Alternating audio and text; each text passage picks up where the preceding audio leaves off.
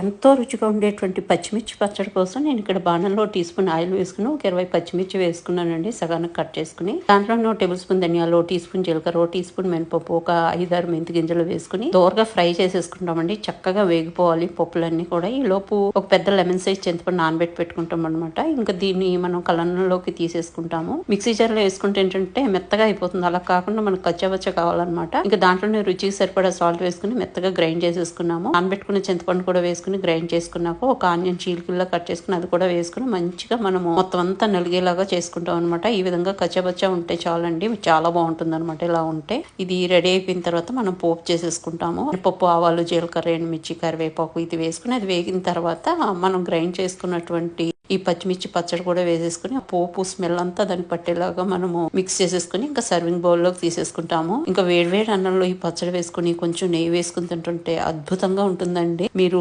మళ్ళా చేసుకోవడానికి ఇష్టపడతారు. చాలా బాగుంటుంది. ఒకసారి డెఫినెట్ గా ట్రై చేసి చూడండి.